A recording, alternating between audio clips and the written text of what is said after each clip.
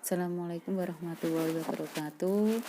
Ya, selamat pagi anak-anak. Selamat berjumpa kembali dalam materi pemrograman dasar.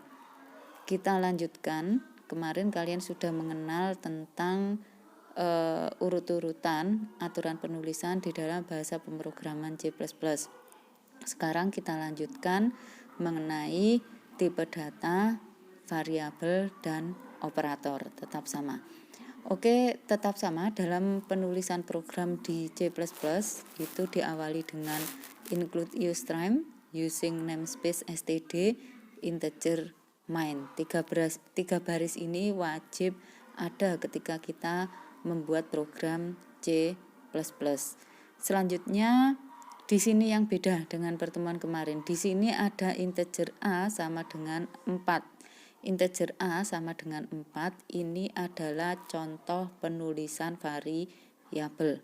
Variabel itu apa? Variabel itu adalah tempat menyimpan data sementara. Jadi data sementara disimpan ya, ketika ada perubahan data bisa berubah. Jadi ibaratnya variabel itu, kalau kemarin kalian belajar algoritma variabel itu adalah gelas bantu. Jadi misalnya ada 2 buah gelas berisi cairan gelas 1 berisi teh dan gelas 2 berisi kopi. Bagaimana cara memindahkan dua isi gelas tersebut secara bertukar, isi teh di gelas kopi dan isi kopi di gelas teh? Bagaimana caranya? Berarti caranya harus ada satu gelas bantu agar kedua gelas tersebut isinya bisa bertukar. Gelas bantu itulah yang disebut dengan variabel. Ya, di sini penulisannya seperti ini. Integer ini adalah tipe data. Tipe data digunakan untuk bilangan bulat yang tidak ada komanya. Ketika bilangan yang ada komanya berarti menggunakan tipe data yang lain, misalnya float atau double. Nah, untuk macam-macam tipe data nanti bisa kalian buka di blog saya ya. Tipe data untuk huruf itu tipe datanya apa, kemudian untuk bilangan bulat apa, untuk koma itu apa. Jadi disesuaikan dengan kebutuhan. Karena di sini kebetulan saya menggunakan bilangan yang bulat, di sini saya menggunakan tipe data integer. Integer dalam penulisannya dituliskan dengan int. Int ya, tipe data spasi nama variabel. Lah di sini nama variabelnya bebas. Nama variabelnya bebas. Bu, apakah boleh diganti dengan X? Boleh. Diganti dengan Y? Boleh, silakan. Diganti dengan nama saya? Boleh, silakan. Asalkan di sini ada aturan dalam memilih nama variabel. Aturannya apa? Tidak, misalnya tidak boleh ada spasi. Ya. Misalnya saja bu, variabelnya kepingin saya beri nama sapu tangan. Nulisnya tidak boleh variabelnya ditulis sapu spasi tangan, tidak boleh, karena yang dianggap adalah kata yang pertama yaitu sapu. Kan sudah beda arti antara sapu tangan dengan sapu. Makanya ketika menginginkan seperti itu tidak boleh ada spasi. Jadi nulisnya sapu tangan ya ditulis sapu tangan. Nah, di sini kebetulan saya memberi nama variabel dengan nama A. A sama dengan 4. 4 ini adalah nilai variabel. Ya, kemudian diakhiri dengan titik koma. Selanjutnya variabel yang kedua ini juga sama, tetap menggunakan integer. Integer B sama dengan 5. Jadi nilai variabelnya adalah 5.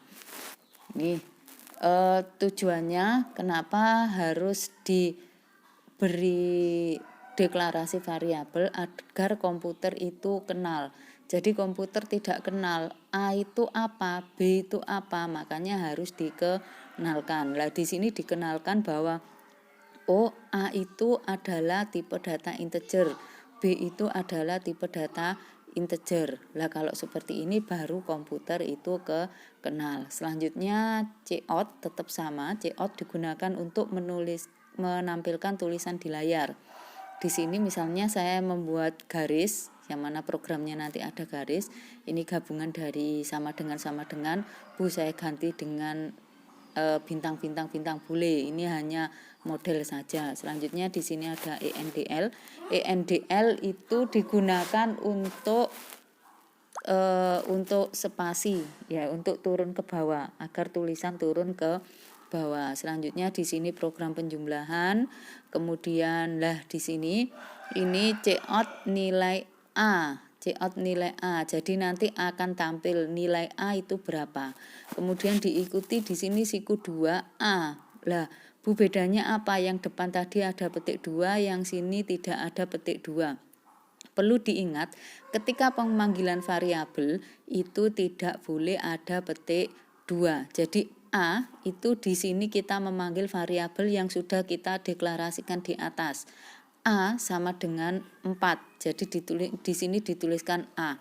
Jika variabel kalian A-nya A besar, berarti di sini dituliskan A besar. Jika variabelnya kalian beri nama, misalnya variabel bilangan, berarti di sini juga bilangan. Misalnya digenti di sini variabelnya Budi sama dengan 4, berarti di sini juga dituliskan Budi. Nah, selanjutnya yang kedua nilai B. Ini juga sama, untuk tampilannya menggunakan petik 2. Kemudian untuk pemanggilan variabelnya di sini tanpa menggunakan petik 2. Selanjutnya ini kita pertegas cout nilai A ditambah B sama dengan. Di sini inilah yang di sini kita panggil lagi variabel A ditambah variabel B. Jadi nanti yang tampil itu adalah angka 9, bukan A ditambah B, bukan tulisan seperti itu, tetapi yang tampil adalah nilai 9. Kalau ini nanti yang tampil bukan A, bukan tulisan A, tetapi yang tampil 4. Ini juga seperti itu, bukan tulisan B, tapi yang tampil 5. Kalau ini nanti bukan tulisan A tambah B, tetapi yang tampil nanti langsung komputer menjumlah secara otomatis. Kalau A-nya 4, B-nya 5, berarti ini nanti yang tampil adalah 9. Nah, ini untuk tanda plus, inilah yang disebut dengan operator. Ya, operator.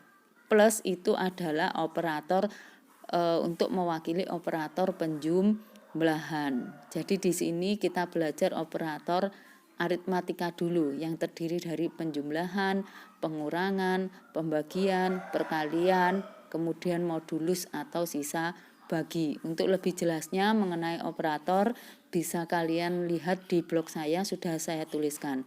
Jadi untuk penjumlahan diwakili dengan plus, untuk pengurangan diwakili dengan simbol min atau strip. Kemudian untuk perkalian biasanya kalau di matematika kalian menggunakan X, kalau di pemrograman itu tidak menggunakan X tetapi menggunakan bintang. Kalau pembagian menggunakan garis miring, kemudian kalau modulus atau sisa bagi menggunakan simbol persen. Jadi simbol persen itu bukan untuk persen tapi untuk modulus atau sisa bagi. Maksudnya modulus bagaimana? Misalnya 4 modulus 2.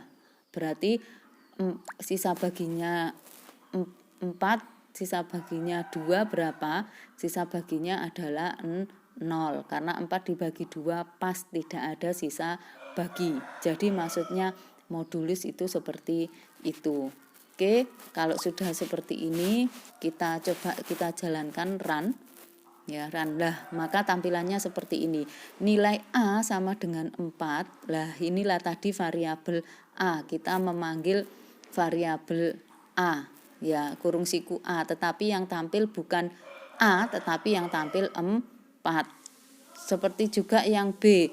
Kita tadi memanggilnya kurung siku B, yang tampil bukan B, tetapi yang tampil angka 5. Begitu juga untuk operator penjumlahan. Tadi A ditambah B, tapi yang tampil bukan tulisan A tambah B, tetapi nilai 9. Kalau yang depan ini sudah wajar karena tadi kalian tuliskan di antara petik 2. Jadi untuk menuliskan tulisan di layar itu harus diikuti dengan petik 2. Tetapi untuk pemanggilan variabel itu tidak menggunakan petik 2. Nah, ini contohnya. Kalau ini tulisan di layar, ketika kalian beri petik 2 nanti di layar tampil sesuai dengan yang kalian tuliskan. Tetapi kalau pemanggilan variabel tanpa petik 2 yang tampil sesuai dengan nilai variabel yang kalian deklarasikan. Kalau di sini A, tadi di sini kalian tuliskan A sama dengan 9, maka yang tampil adalah 9. Oke, untuk lebih jelasnya bisa kalian coba ya, kalian kerjakan tugas yang sudah saya tuliskan di blog, kemudian jangan lupa di screenshot dalam bentuk JPG-nya saja, dikirimkan di drive yang sudah saya sediakan. Ya, kenapa tidak dikirimkan via WA? Karena terkadang kalau dikirimkan via WA itu saya mengoreksinya ada yang terlewat, tetapi ketika masuk ke folder kalian masing-masing itu sudah jelas ya bahwa tidak ada yang terlewat. Oke, untuk pembelajaran hari ini cukup sekian, kurang lebihnya mohon maaf. Silakan mencoba, tetap semangat dalam belajar. Saya akhiri. Wassalamualaikum warahmatullahi wabarakatuh.